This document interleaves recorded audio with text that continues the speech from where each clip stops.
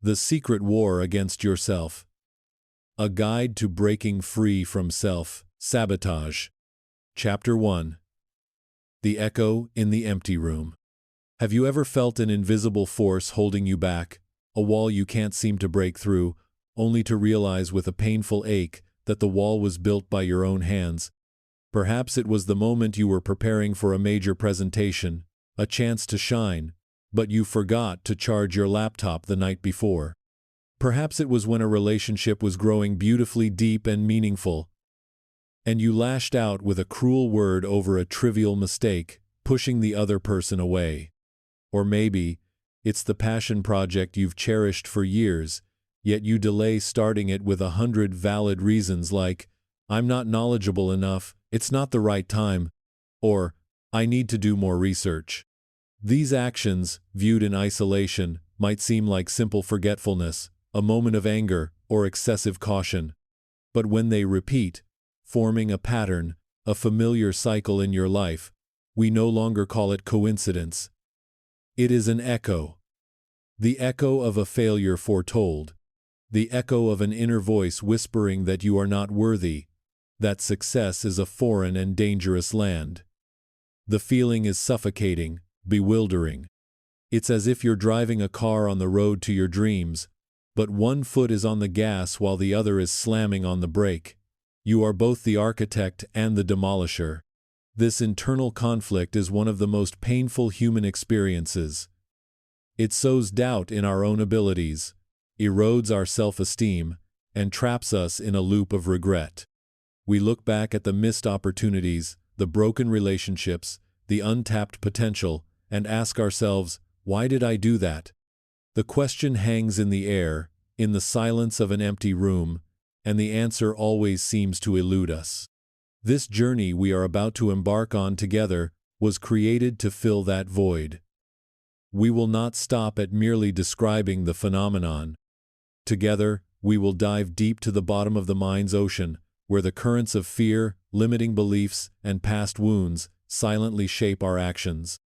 We will turn on the lights, illuminating the darkest corners, not to judge, but to understand, because understanding is the first step, the first light of dawn on the path to healing.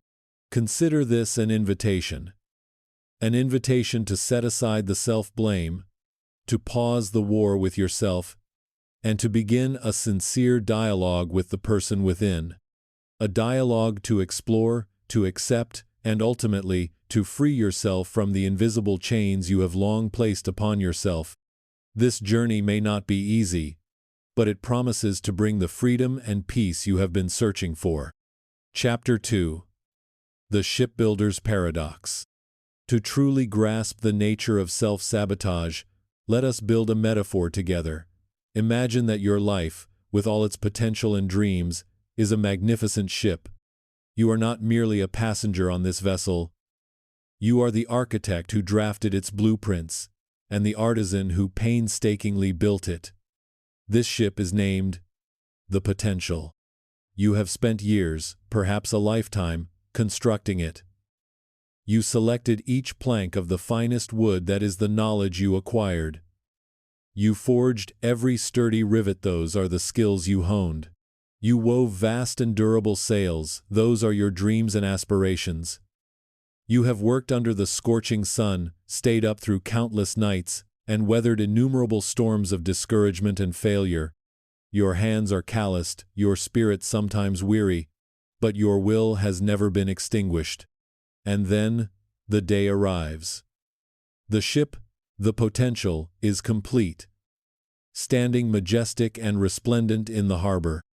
It is a masterpiece, a powerful testament to your vision, persistence, and tireless effort. The tide is rising, the wind is fair, and the blue horizon beckons, promising new adventures and undiscovered lands. Everything is ready for the voyage of a lifetime.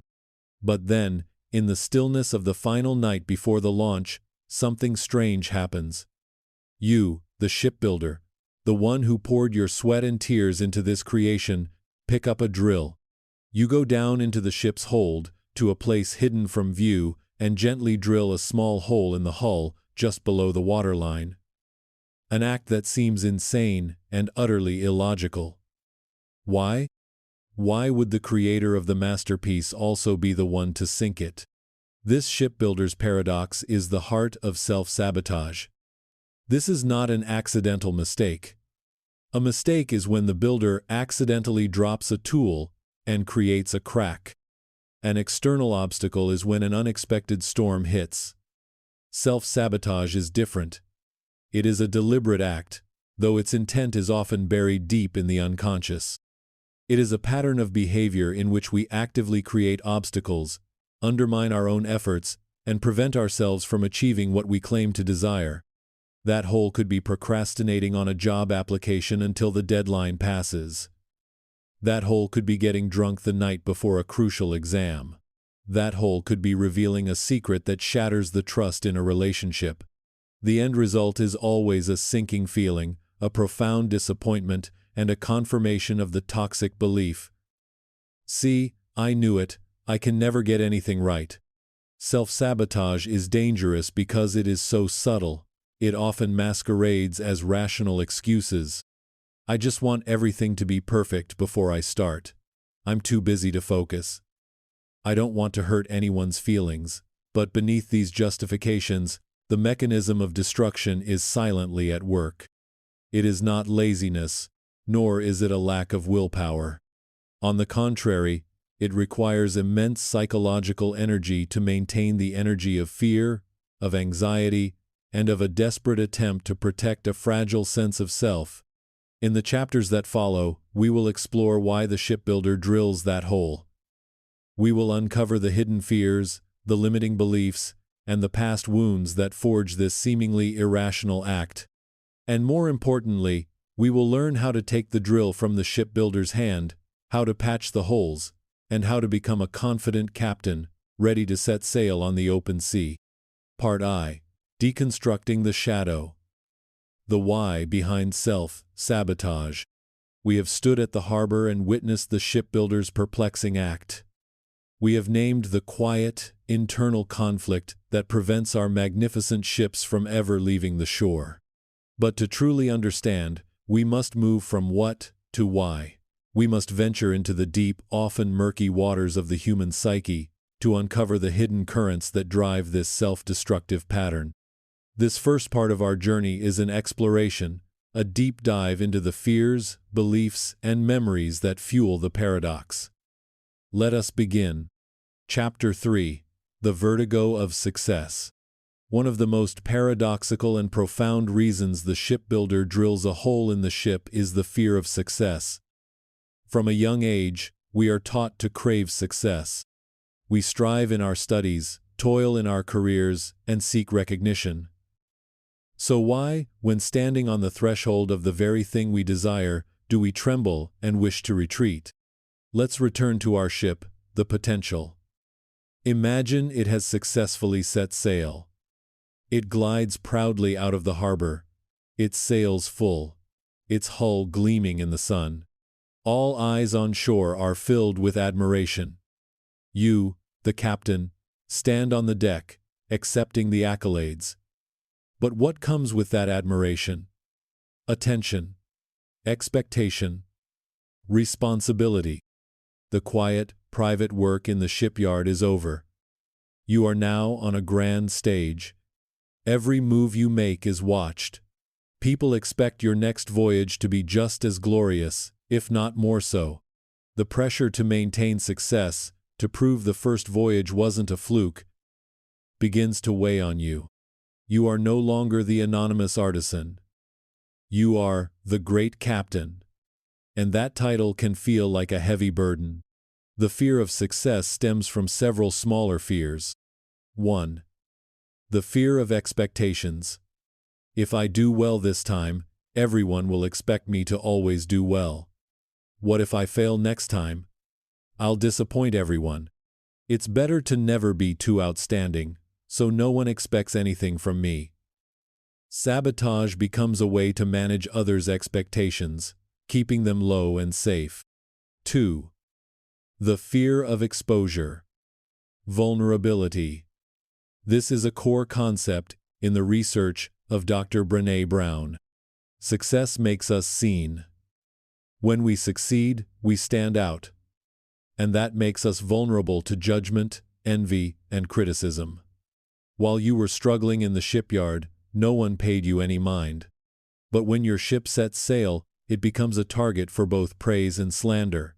Sabotaging the ship before it launches is a way to stay in the safe zone of invisibility, avoiding that painful exposure. 3. The fear of losing your identity. Sometimes, struggle and striving become a core part of our identity. We are the fighter, the one who always tries. What happens if we succeed? Who will we be then? Peace and accomplishment can feel foreign and empty. Some people feel more comfortable in chaos and difficulty because it is a familiar environment. They might unconsciously create problems to maintain their role as a problem solver. 4. The fear of alienation and isolation. Success can change your relationships. You might earn more money than your friends, achieve a higher position than your colleagues. This can cause envy, distance, and alter the dynamics of old relationships. The fear of being alienated by loved ones or no longer belonging to the old group can be so powerful that it causes us to unconsciously hold ourselves back to maintain connection. Consider the story of a young writer. She spends years writing her debut novel in her small attic apartment. The writing process is lonely but passionate. Finally, the book is published and unexpectedly becomes a sensation. Awards, interviews, and speaking invitations pour in. She has achieved her dream, but then she finds she can no longer write. Every time she sits before a blank page, she is paralyzed. The pressure to write a better second book, the fear of disappointing her fans, the overwhelming glare of the spotlight have extinguished her creative fire. She begins to procrastinate, finding excuses to travel, renovate her house, do anything to avoid the blank page. This is the fear of success, silently sabotaging the career she has always dreamed of. The shipbuilder, fearing the vertigo at the summit, chooses to stay on the ground. The hole in the hull is a guaranteed ticket to the safety of the harbor of mediocrity, where there is no glory, but also no pressure. Chapter 4. The Ghost of Not Good Enough. If the fear of success is a fear of the future, the feeling of unworthiness is a ghost from the past. This is one of the deepest and most common causes of self-sabotaging behavior. It is the voice of the inner critic, a voice that ceaselessly whispers into the shipbuilder's ear, "You are not good enough. You do not deserve this ship." Imagine our shipbuilder. He looks at his magnificent creation, the potential, a perfect vessel. But instead of feeling pride, he feels a profound sense of unease. This is what psychologists call cognitive dissonance, the conflict between a tangible achievement, the beautiful ship, and a core belief about oneself, "I am incompetent." The human mind dislikes this contradiction and will seek to resolve it. There are 2 ways to resolve this dissonance. 1. Change the core belief about oneself. Perhaps I am truly capable and deserving. This is the path of healing, but it requires effort and courage.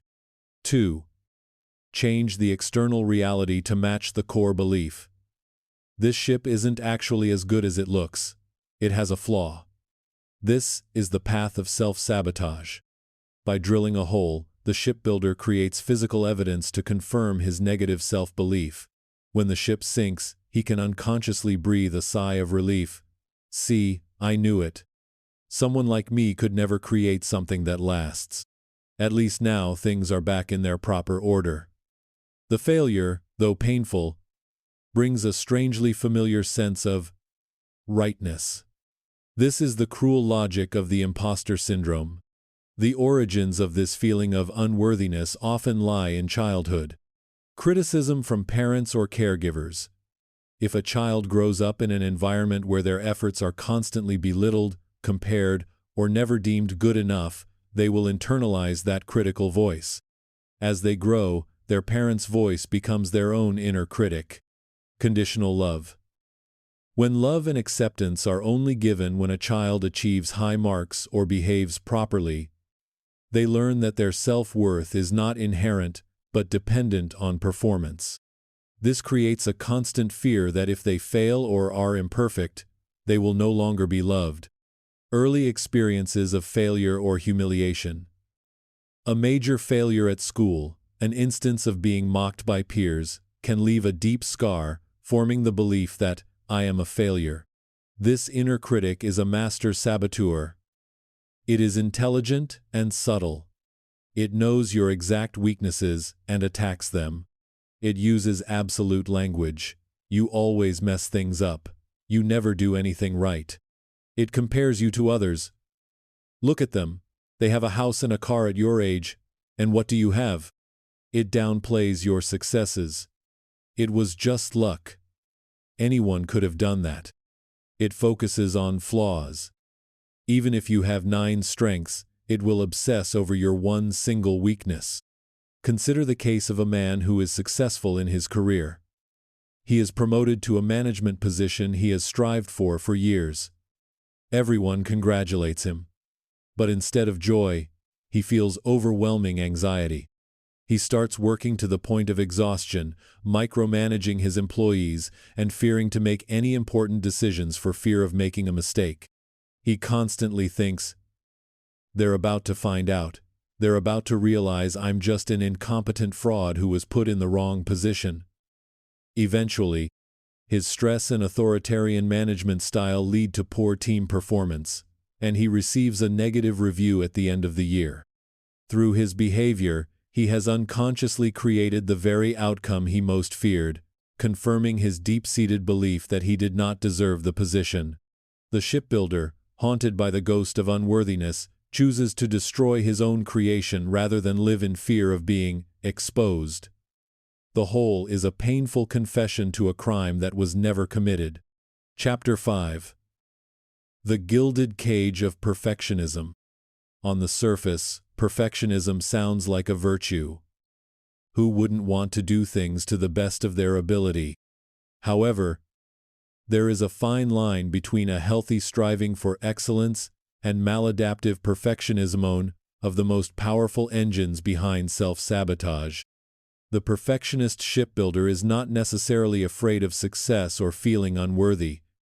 Instead, he is obsessed with an unattainable vision of an absolutely flawless ship. A ship without a single scratch, without a single misaligned plank, without a single loose thread on its sails. Any imperfection, no matter how small, becomes an unacceptable stain that blemishes the entire creation. This maladaptive perfectionism acts like a gilded cage. It is sparkling and admirable from the outside, but inside, it imprisons us in paralysis and fear. It often manifests through these mechanisms. 1. All or nothing thinking. For the perfectionist, there are only 2 states: absolute perfection, 100% success, or complete failure. There is no gray area in between. If the essay can't win a Pulitzer Prize, it's garbage. If the date isn't as romantic as a movie, it's a disaster. The pressure to achieve this impossible standard of perfection is so great that it makes starting a task terrifying. If I can't do it perfectly, it's better not to do it at all. 2. Fear-based procrastination. This is a core paradox. The perfectionist procrastinates not because they are lazy, but because they care too much. They are afraid that the final product will not meet the unrealistic standards they have set for themselves. So, our shipbuilder will not launch the ship. Instead, he will spend weeks, months, even years polishing a single brass bell, or sanding the same floorboard over and over. He is always almost done, always getting ready, but never actually finished. Procrastination becomes a mechanism to protect the ego. I didn't fail. I just haven't finished yet. 3. Sabotage to protect the illusion. When procrastination is no longer effective, the perfectionist may resort to active sabotage. By drilling a hole in the ship, the builder creates an external reason for its failure. He can tell himself, The ship sank not because my design was flawed, but because there was a technical problem. My vision of a perfect ship remains intact. Sabotage allows him to protect his idealized image of his own potential from the messy and imperfect reality of execution. He would rather have a sunken ship with a valid excuse than a successfully sailing, slightly imperfect ship on the water. 4. Excessive focus on mistakes. The perfectionist has a special mental filter. It only allows negative information to pass through. They can receive 99 compliments, but they will torment themselves over one single criticism. They view mistakes not as opportunities to learn, but as irrefutable evidence of their incompetence. This fear of making mistakes makes them risk-averse, unwilling to try new things, and stifles their creativity. Imagine a brilliant student preparing her thesis. She has a fantastic topic and the dedicated guidance of her professor, but she is obsessed with writing a masterpiece. She reads hundreds of books, writes dozens of drafts, but is never satisfied. She feels every sentence could be better, every argument could be sharper. As the deadline approaches, she panics. Eventually, she falls seriously ill from stress and is unable to complete her thesis on time. The illness, though real, becomes a legitimate whole, allowing her to escape the pressure of creating a perfect work. Perfectionism is not our motivator. It is a cruel jailer, always demanding the impossible and punishing us for being human. It promises a glorious summit but shackles our feet at the base of the mountain, never allowing us to begin the climb. Chapter 6. The Comfort of the Familiar Abyss. Humans are creatures of habit. We find comfort in what is familiar, even if that familiarity is painful. This is one of the most subtle and difficult to recognize reasons for self-sabotage. The fear of the unknown, or in other words, a toxic attachment to the current state of being. Imagine a person who has lived for years in a small, dark, and damp room. Although this living space is unpleasant, he is used to it. He knows every crack in the wall, every creak of the floorboards. It is his familiar abyss. One day, someone opens the door and shows him a world outside, bathed in brilliant sunlight, with green trees and fresh air. It is the world of healing, of success and happiness. But the light is too bright, the air too strange. He feels disoriented and afraid, and he chooses to step back, slam the door shut, and remain in his dark room. Self-sabotaging behavior is often a way for us to slam that door shut. It is an unconscious attempt to return to the painful but predictable, safe zone. A woman who grew up in a chaotic family might feel insecure in a healthy and stable romantic relationship. The peace and trust feel too foreign. She might unconsciously start fights, seek unnecessary drama, or push her kind partner away to recreate the chaos she was familiar with from childhood. A person accustomed to failing at work might feel extreme anxiety when given an important project. Instead of seizing the opportunity, he might procrastinate, do a sloppy job, or blame others to ensure the project fails. That failure, though disappointing, reaffirms his familiar identity as an underachiever. Why does familiarity have such a powerful pull, even when it is negative? 1. Predictability. The familiar abyss, however terrible, is predictable. We know how to deal with it. We have developed defense mechanisms and survival strategies for that environment. In contrast, success and happiness are uncharted territories. They come with new challenges and rules we don't know. The fear of not knowing how to navigate this new world can be greater than the pain of the old one. 2. Attachment to identity. As mentioned, we often build our identities around our struggles. I am a survivor of a difficult childhood.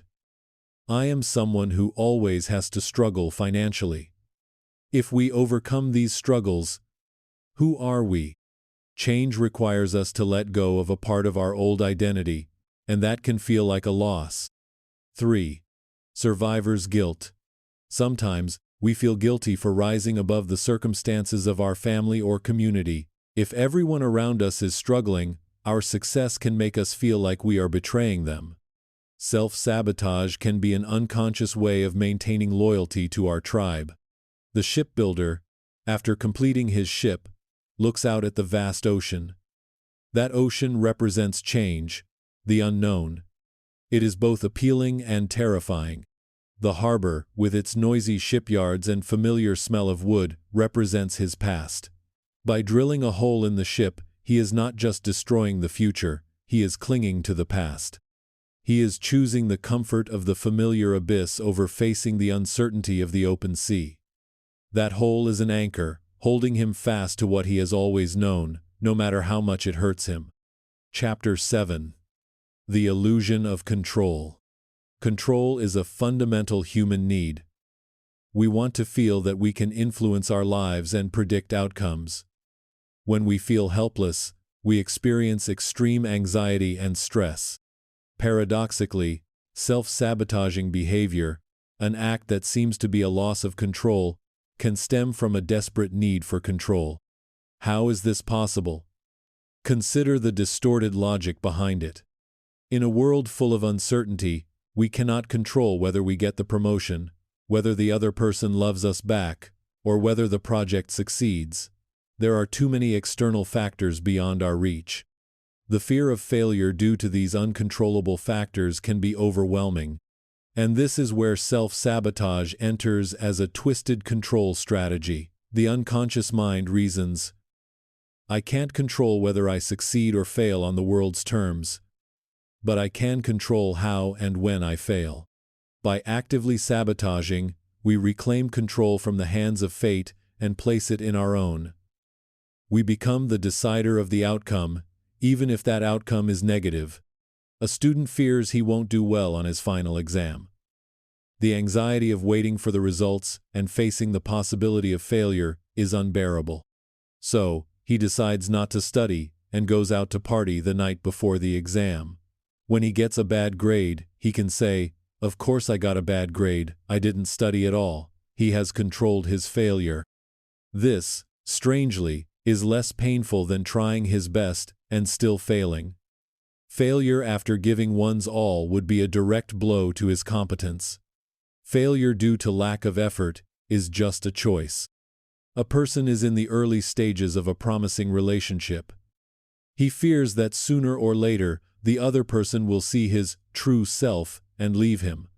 The waiting and anxiety of being abandoned is torture.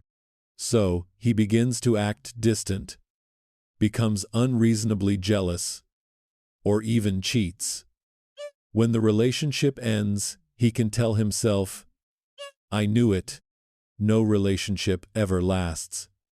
He has turned himself from a potential victim, the one being left, into the perpetrator, the one who sabotages. He has controlled the end of the story. This illusion of control provides temporary relief from the anxiety of uncertainty. It's like pulling down a shaky tower yourself before it collapses on its own. You still lose the tower, but at least you were the one who decided when and how it would fall. Our shipbuilder looks at his ship and the ocean. He cannot control the storms. He cannot control the pirates. He cannot control the unpredictable currents. The possibility of the ship sinking due to factors beyond his control terrifies him. So, he chooses to control the one thing he can: the integrity of the ship itself. By drilling a hole, he has created a cause of failure that he is in complete control of. He has turned a possibility, the ship might sink, into a certainty of his own making, the ship will sink. In that painful certainty, there is a distorted sense of power. He is the master of his own destruction, and that, paradoxically, feels safer than surrendering to the uncertainty of the sea. Chapter 8. Echoes from the Past. The Shadow of Trauma. No complete discussion of self-sabotage can ignore the role of past trauma. Traumatic experiences, especially in childhood, can leave deep scars on the psyche and rewire our brains in ways that promote self-destructive behaviors in adulthood. Trauma here is not limited to horrific events like physical abuse or war. It can include any experience that leaves a person, especially a child, feeling overwhelmed, helpless, and terrified. It could be emotional neglect, chaos and unpredictability in the family, the sudden death of a loved one, or witnessing violence. These experiences teach us devastating lessons about the world and about ourselves. 1. The world is not a safe place. If your childhood environment was full of instability and danger, you grow up with a nervous system that is always on high alert. You are always waiting for the other shoe to drop. When something good comes into your life, a good job, a loving relationship, it feels unreal and unsustainable. Peace and happiness can cause extreme anxiety because they go against the rules you have learned. Self-sabotage becomes a way to restore order, to recreate the familiar chaos and prove that, see, happiness never lasts. 2. I am worthless and deserve to be punished. Children tend to be egocentric. When bad things happen, they often blame themselves. My parents divorced because of me. I was abused because I was bad. This guilt and shame can persist into adulthood, creating a deep-seated belief that one is inherently bad and deserves punishment. Self-sabotaging behaviors like addiction, self-harm, or destroying relationships can be an unconscious way of punishing oneself for these imagined sins. 3. Joy is always followed by pain. If in the past, every time you felt happy or safe, it was immediately followed by a traumatic event, your brain creates a strong neural link between joy and danger. For example, a child might be playing happily when their alcoholic father comes home and starts a fight. Gradually, the feeling of joy itself is enough to trigger a fear response. As an adult, this person might sabotage their own happy moments because their subconscious is screaming that danger is coming. Consider the story of a woman whose parents were addicts. Her childhood was a series of broken promises and brief periods of peace shattered by chaos. She learned that she couldn't trust anyone and that anything good would soon disappear. As an adult, she has great difficulty forming relationships. Every time a man treats her well and loves her, she finds a way to push him away. She will doubt his kindness, start baseless arguments, or remain emotionally distant. She is reenacting her childhood pattern, destroying stability before it has a chance to destroy her. It is a desperate attempt to regain control from an uncontrollable past. For the shipbuilder who has experienced trauma, the potential is not just a ship. It is a symbol of hope, of a different future. But that very hope is the most terrifying thing. Hope means there is something to lose. Building the ship was a brave act, but launching it, surrendering it to fate, requires a level of trust in the world and in himself that he does not have. The hole he drills is not just an act of sabotage, it is a painful echo from the past, a declaration that, in my world, beautiful ships are never allowed to set sail. They always sink. Understanding the link between trauma and self-sabotage requires deep compassion. This is not your fault. These were survival strategies you had to develop to cope with unbearable circumstances. The first step to healing is to recognize that these strategies once helped you survive, but now they are preventing you from living a full life. Part 2. The Saboteur's Toolkit, Recognizing the How. Having dived deep into the complex why behind self-sabotage, we now surface. We have explored the powerful undercurrents of fear, shame, and trauma that compel the shipbuilder to harm his own creation. Now, it is time to look at the how. It is time to open the Saboteur's Toolkit and examine, one by one, the specific instruments used to drill the holes, fray the ropes, and keep the ship of our potential permanently docked. Recognizing these tools is a crucial step, for you cannot disarm an enemy you do not know. This part of our journey is about identification, about shining a bright, non-judgmental light on the tangible behaviors that hold us back in our daily lives. Chapter 9, The Art of Later, Procrastination. If there is one tool that the inner saboteur favors and uses most often, it is procrastination. It is a subtle art, a dance of avoidance, disguised by 1,000 seemingly reasonable excuses. It is the shipbuilder, instead of raising the anchor to set sail, deciding that the brass bell on the ship needs one more obsessive, meticulous polish. Procrastination is not laziness. Laziness is a state of apathy, of not wanting to do anything. Procrastination, in contrast, is an active process. It is when you know you need to do something important, but you choose to do something else less important, like scrolling through social media, cleaning the house, watching a movie, to avoid the primary task. Dr. Tim Peichel, a leading researcher on procrastination, has shown that it is not a problem of time management, but a problem of emotion management. We procrastinate to avoid the negative feelings associated with the task at hand. Anxiety, fear of failure, boredom, self-doubt. Let's examine the different faces of procrastination. The versatile tools of the saboteur. 1. Anxious procrastination. This is the procrastination of the perfectionist and the person with low self-esteem. The fear of not doing well enough, of being judged, of failing is so great that it causes paralysis. I'm afraid my report won't impress my boss, so I can't bring myself to start writing it. Doing nothing, unconsciously, feels safer than doing something and facing the risk of being evaluated. Procrastination becomes a cocoon that protects them from potential judgment. 2. Avoidant procrastination. This type stems from the nature of the task itself. It is boring, difficult, or unpleasant. Examples include filing taxes, calling a difficult client, or organizing a messy database. We procrastinate not because we fear the outcome, but because we want to avoid the discomfort of the process. 3. Hedonistic procrastination. The fun procrastinator. This is the choice of immediate pleasure over long-term reward. I know I should exercise, but lying on the sofa and watching a movie is so much more enjoyable. Our brains are wired to prioritize instant gratification. The inner saboteur takes advantage of this, whispering in our ear, "Just relax. You can do it later.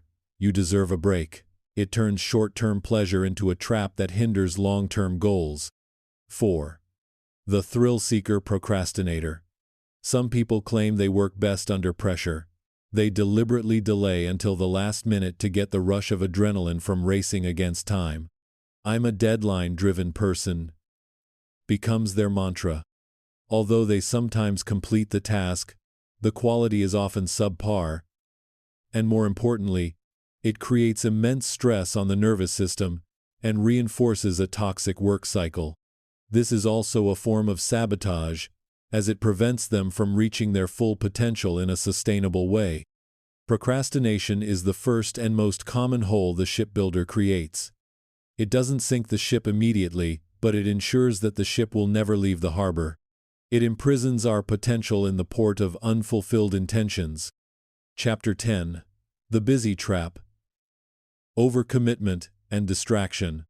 If procrastination is a passive form of sabotage, then excessive busyness is an active form that is socially praised.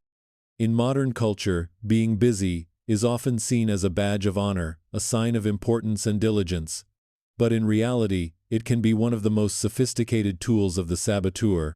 Let's go back to our shipbuilder. Instead of focusing all his resources on finishing and launching the ship, the Potential, he agrees to build a canoe, repair a raft, and design a fishing boat all at the same time. His schedule is packed. He looks incredibly productive and hard-working. But what is the result? His energy is scattered, his focus is diluted. No single project is completed to its full potential, especially not the most important one, the Potential. This busyness becomes a perfect excuse. When asked why the great ship has not yet set sail, he can sigh and say, "I'm just too busy, I have too much on my plate." This excuse sounds more valid and sympathetic than admitting, "I'm afraid to face the voyage of the biggest ship of my life." The busy trap takes many forms. 1. The yes man syndrome, the inability to say no. These individuals agree to every request, join every project, and attend every meeting. This can stem from a desire to please others, a fear of missing out, FOMO, or a need to feel important and needed. By filling their schedules with others' priorities, they have no time or energy left for their own. 2. Productive distraction. This is a particularly subtle form. We avoid important work, e.g., writing a business plan, by doing other tasks that also seem productive, e.g., organizing emails, cleaning the computer's hard drive, reading articles about business. These tasks provide a small sense of accomplishment, helping us feel like we are still working, but they are actually just a way to delay facing the core, more intimidating task. 3. Creating unnecessary chaos. Some people are experts at creating drama or urgent problems to avoid deep work. They might unconsciously start a conflict with a colleague or complicate a simple issue. This chaos demands immediate attention, providing a perfect reason not to do the work that requires focus and quiet. Why do we fall into this trap? Avoiding deep work. Truly important work is often difficult and requires intense concentration. It forces us to confront our own limitations and the possibility of failure. Surface-level busyness is a way to avoid this discomfort. Creating an external excuse. As mentioned, busyness provides a socially acceptable excuse for not achieving goals. I didn't fail, I just didn't have time. Validating self-worth. For some, their worth is tied to how busy and needed they are. Idleness can make them feel useless and anxious. Overcommitment and distraction are how the saboteur ensures that your energy leaks out through hundreds of small holes, instead of being focused on patching the biggest one and setting sail. Chapter 11. The Inner Tyrant. The Voice of Self. Criticism. In the shipyard of the mind, there is a character who is always present, always supervising, and always ready to utter a harsh word. It is not just a fleeting thought, it is a voice, a character, an inner tyrant. This is the tool of internal sabotage, eroding the foundation of our confidence before we even have a chance to act. This voice is the internalization of the criticism we have heard from parents, teachers, or society. It masquerades as realism or motivation. I'm just trying to make myself better. But in truth, it is a cruel despot. Let's analyze the tactics of this tyrant. 1. Generalization. It takes a single event and turns it into a permanent rule. You spill coffee on your shirt before a meeting? This voice won't say, "I was clumsy." It will say, "See, you always mess everything up. You're going to ruin this whole meeting." 2. Catastrophizing. It blows the consequences of a small mistake out of proportion into a terrible disaster. You say one wrong thing on a date? The tyrant will scream, "That's it, you've ruined everything." They'll think you're an idiot and will never want to see you again. 3. Negative filtering. Like a pair of sunglasses that only allows gray light to pass through, this filter focuses only on the negative and ignores all the positive. Your boss praises you on 9 points but gives feedback on 1? You will immediately forget the 9 compliments and torment yourself all night over that one piece of feedback. 4. Mind reading. The tyrant claims to know exactly what others are thinking about you, and of course, those thoughts are always negative. Everyone in the room is secretly laughing at you. They're just pretending to be nice to you. 5. Emotional reasoning. It treats emotions as evidence of truth. I feel like a failure, therefore I must be a failure. It doesn't distinguish between a temporary feeling and objective reality. The impact of this inner tyrant is devastating. It's like the shipbuilder who, while planing a piece of wood, constantly mutters, "This wood is no good. This nail is crooked. You have no talent. This ship is going to sink anyway." This constant assault drains energy, kills creativity, and makes the process of striving a torturous ordeal. Why would you want to finish a job that you are convinced will fail and that you are incompetent at? To begin disarming this tyrant, a useful practice is to get to know it. Take a moment to externalize it. Give it a name, e.g., the judge, the taskmaster. What does its voice sound like? When does it show up most often? What are its favorite phrases? What is it most afraid of? Usually, the inner tyrant is afraid of you getting hurt, rejected, or humiliated. By separating yourself from the voice and observing it as a separate character, you begin to realize you are not the voice. You are the one hearing the voice. And you have the power to choose not to believe what it says. The inner tyrant provides the script for failure, and recognizing it is the act of tearing up that script. Chapter 12. Pushing Love Away. Relationship Sabotage. Nowhere does self-sabotage reveal itself more painfully and clearly than in intimate relationships. Love and connection are among the most fundamental human needs, but they are also where we feel most vulnerable. For the inner saboteur, a healthy and happy relationship is a threat that must be neutralized. Our shipbuilder is used to working alone in his shipyard. One day, another captain appears, with an equally beautiful ship.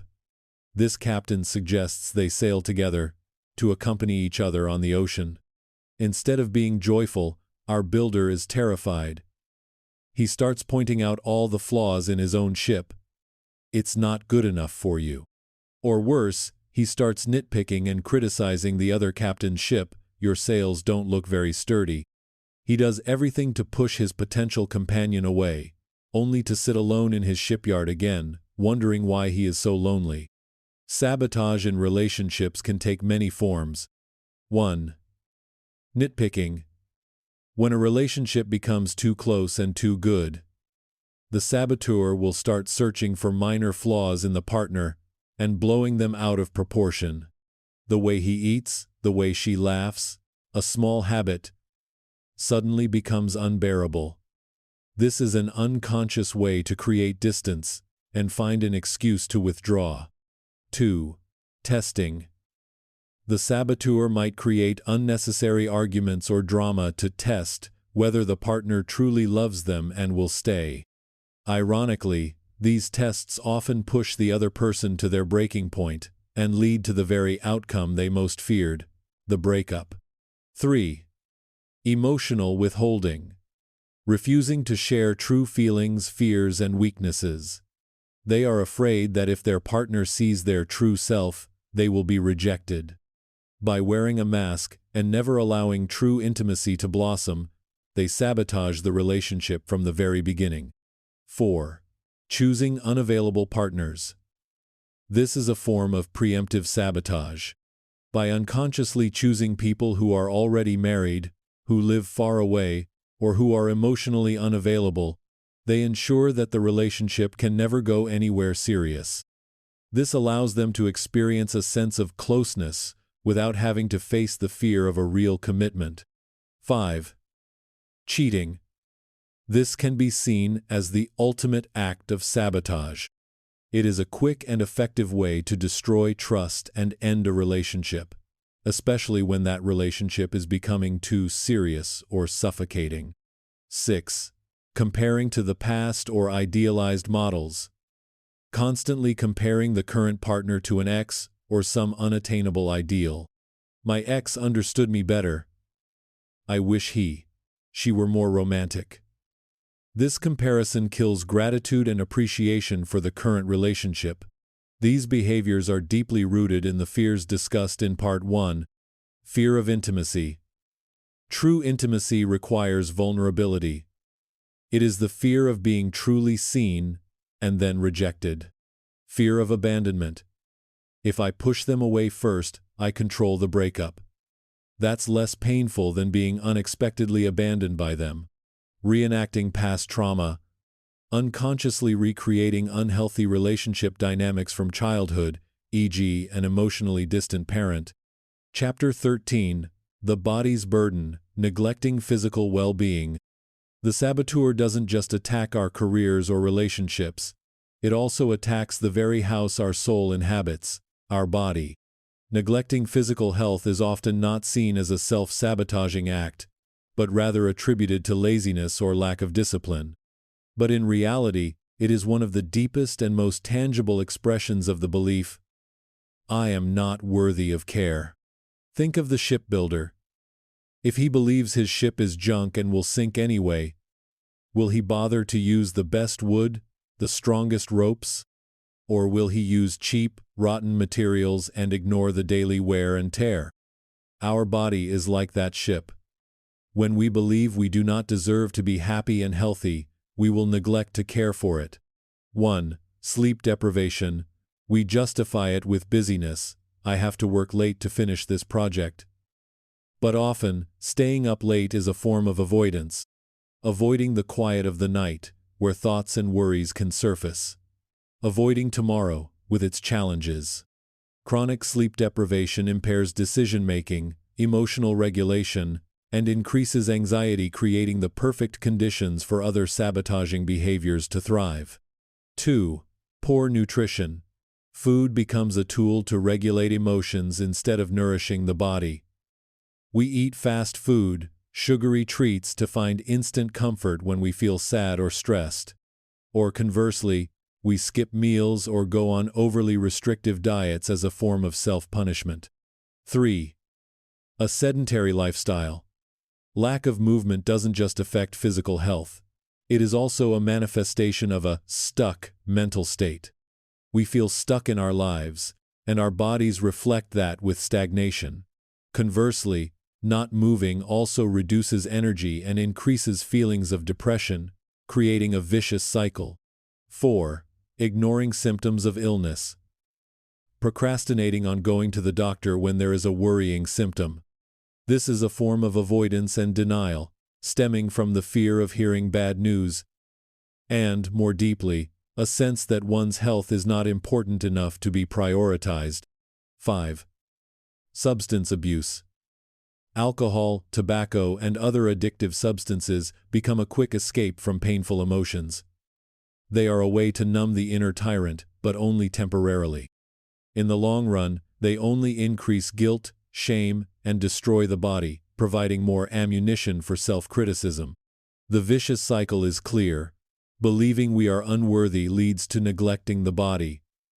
A tired, unwell body weakens the spirit, making it harder to fight against negative thoughts. This, in turn, reinforces the belief that we are weak and incompetent. Caring for your body is not a selfish or vain act. It is a revolutionary act against self-sabotage. It is you declaring to the inner tyrant, this body, this life, is mine, and it deserves to be cared for, to be cherished, and to be healthy. Part 3. The Voyage to Self, the Path to Healing. We have now navigated the often turbulent waters of understanding. We have faced the shipbuilder's paradox, dived into the why, and identified the saboteur's toolkit. This recognition, while perhaps unsettling, is a profound act of courage. It is the moment the shipbuilder puts down the drill, looks at the holes with compassion instead of judgment, and decides, it is time to mend this ship. It is time to set its sail. This is the turning point.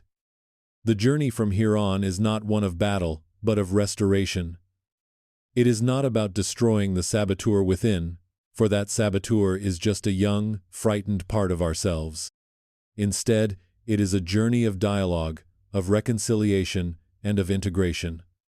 Welcome to Part 3, The Voyage to Self, the Path to Healing. Chapter 14, Turning on the Lights. The Power of Radical Awareness. The first and most foundational step on any path to healing is not action, but awareness. You cannot change a pattern you are not conscious of. You cannot patch a hole you do not know exists. Therefore, before we try to fix anything, we must learn to observe. This is the power of radical awareness. Imagine our shipbuilder. After deciding he wants to save his ship, the first thing he does is not to hastily grab wood and a hammer. The first thing he does is take a lantern, go down into the dark hold, and begin to observe carefully. He does not judge. He does not blame himself. He simply notes, there is a hole here. A crack there. This spot seems a bit damp. Awareness is that lantern. The most powerful tool for practicing awareness is mindfulness. Mindfulness, simply put, is the ability to pay attention, on purpose, to the present moment, without judgment. It is observing your thoughts, feelings, and bodily sensations as if they were clouds passing in the sky. You acknowledge them, but you are not them. Why is this the first step? Because if we rush to change without understanding, we are often just fighting in the dark. We can use willpower to force ourselves, but if the root of the problem, fear, unworthiness, is not identified, the saboteur will just find another tool, another hole to drill. A helpful practice is to become a scientist of your own mind. When you notice a self-sabotaging urge, simply note it objectively. For example, a new task was assigned. An automatic thought arose, I will fail. A feeling of anxiety appeared in my chest. An urge to scroll on my phone followed. The goal is not to stop the behavior immediately, but to gather data, to see the pattern clearly. This is you, turning on the lights one by one in your dark shipyard. The light is beginning to spread. Chapter 15. Rewriting the Captain's Log. Cognitive Reframing. Once you have turned on the lights and identified the holes, the next step is to examine the blueprints that led to them. Behavioral holes often stem from flawed thought blueprints. The captain's log in the shipbuilder's mind might be filled with entries like, Day 3, storms are certainly approaching, the ship will sink. All is hopeless. Without changing these entries, all efforts to patch the ship will feel futile. This is where we use one of the most powerful tools of cognitive behavioral therapy, CBT. Cognitive reframing. It is the art of learning to tell a different story, a more balanced and realistic story, about what is happening. The inner tyrant is a master of distorting reality. Cognitive reframing is the act of taking off the gray-tinted glasses it forces upon us and seeing things clearly. A 4-step process can help you rewrite your captain's log. First, identify the automatic negative thought. And, thanks to your awareness practice, you're getting better at catching these. Second, examine the evidence. Become an objective detective. What are the facts for and against this thought? Third, challenge the cognitive distortions. Are you catastrophizing? Using a mental filter? Mind reading? Fourth, create a balanced and helpful alternative thought. The goal isn't to replace a negative thought with a hollow positive one, but to create a realistic, compassionate, and constructive narrative. For example, the my boss thinks I'm an idiot for that mistake, can be reframed into, my boss gave me feedback to help me improve. Making a mistake is normal, and this is a chance to learn.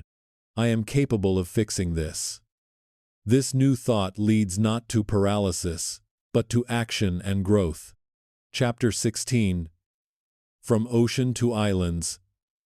The Power of Small Wins. The perfectionist shipbuilder looks at the vast ocean and feels overwhelmed. The goal of crossing the entire ocean is too big, too frightening, and it invites procrastination. To break this paralysis, we must change the map. Instead of looking at the distant final destination, we focus on the nearest island. Then, the next island. And the next.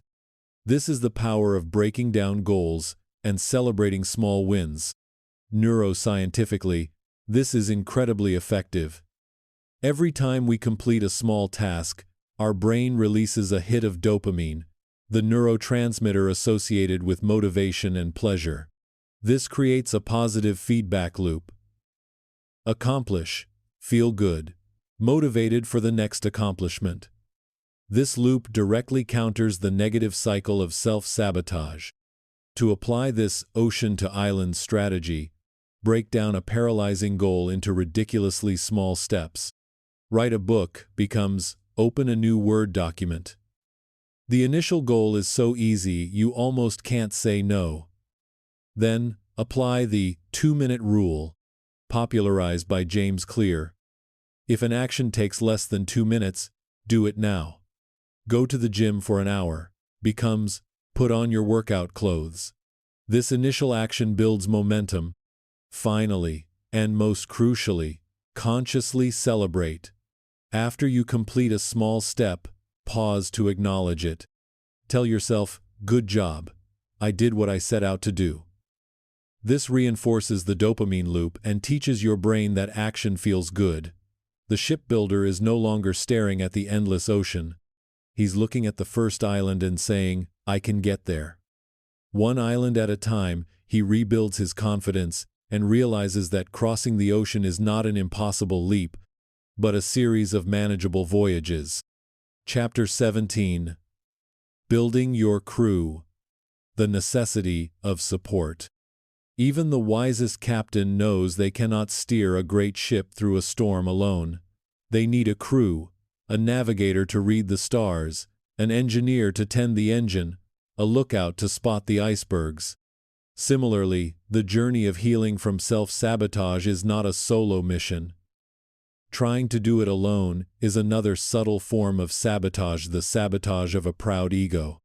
Self-sabotage thrives in silence and isolation. Shame makes us hide our behaviors, and isolation gives the inner tyrant more room to scream. Seeking support is the act of breaking that silence. It's like opening the shipyard doors and letting in the sunlight and other people. Your crew can include trusted friends and family who believe in your ship even when you don't. It can include mentors who have sailed these waters before. And it can, and often should, include therapists and counselors.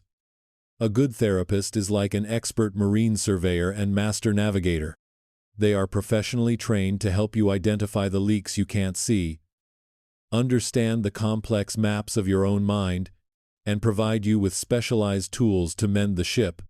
Seeking therapy is not a sign of weakness. It is a sign of wisdom and courage. It is a captain making a serious investment in the safety and success of their voyage. Building a crew shatters the illusion that we must do everything ourselves. When our shipbuilder allows others into his shipyard, he might be surprised to find that they don't mock the holes. Instead, they admire the strength of the keel, the beauty of the sails, and offer him a hand to mend the ship together. Chapter 18. Tending to the Captain. The Art of Self-Compassion. Imagine a great storm hits. A mast breaks, and the ship is damaged. A poor captain would stand on the deck and curse himself. "It's all my fault. I'm a useless captain." This self-flagellation helps nothing. A good captain, in contrast, would first accept the reality.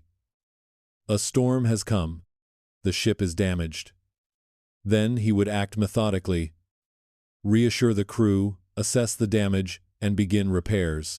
And most importantly, he would also care for himself, knowing that if the captain falls, the whole ship is in peril. This good captain's response is self-compassion. This is perhaps the most important and transformative skill in the entire healing process. Dr. Kristin Neff, a pioneering researcher in this field, defines self-compassion as having 3 core components. First is self-kindness versus self-judgment, treating yourself with the warmth you would offer a good friend. Second is a sense of common humanity versus isolation, realizing that suffering and imperfection are part of the shared human experience, not something that singles you out. Third is mindfulness versus over-identification, observing your painful feelings without being consumed by them. Self-compassion is not self-pity or self-indulgence. It is an infinite source of inner strength. When you find yourself in a moment of struggle, you can practice a self-compassion break. First, mindfully acknowledge the pain. This is a moment of suffering. Second, connect to common humanity. Suffering is a part of life. Others feel this way too. Third, offer yourself kindness. Place a hand over your heart and say, "May I be kind to myself. May I give myself the compassion that I need." It is the life raft that keeps the captain from drowning in a storm of self-blame, so he can rise again and steer the ship. Chapter 19. Charting New Waters. Cultivating a Growth Mindset. The final step is to change our most fundamental belief about our own nature and the nature of challenges. This is where we learn to become true explorers, who not only sail the sea but love the sea, including its storms.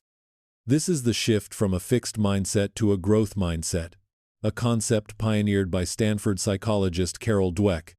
A fixed mindset believes that our qualities like intelligence and talent are static traits. Challenges are to be avoided. Effort is a sign of weakness, and failure is a verdict on who you are. The shipbuilder with a fixed mindset says, "I'm not a born sailor. This ship will never go far." A growth mindset believes our abilities can be developed through dedication and hard work. Challenges are opportunities to grow, effort is the path to mastery, and failure is a valuable lesson. The shipbuilder with a growth mindset says, "I may not be a great sailor yet, but I can learn. This storm will teach me how to handle the sails better." This shift is revolutionary. To cultivate it, start by noticing your fixed mindset voice. Then, consciously choose a growth mindset response. Reframe, "I can't do it" to, "I'll try a different strategy." Add the power of the word "yet" to your vocabulary. "I don't understand this yet." Focus on and praise the process, the effort, the strategies, the persistence, just the outcome. A growth mindset is the ultimate compass for the captain. It ensures that no matter how many storms or strange seas are encountered, the voyage of learning and becoming never stops. Chapter 20. Setting Sail. Our journey together is nearing its end, but your own voyage is just beginning. We have walked the path from recognizing the painful paradox of the shipbuilder, to understanding its complex causes, to identifying the saboteur's tools, and finally, to equipping ourselves with the maps and instruments to mend the ship and steer it. The truth is, overcoming self-sabotage is not a destination, but a practice. There will be days when you sail true, the wind in your sails and the sea calm.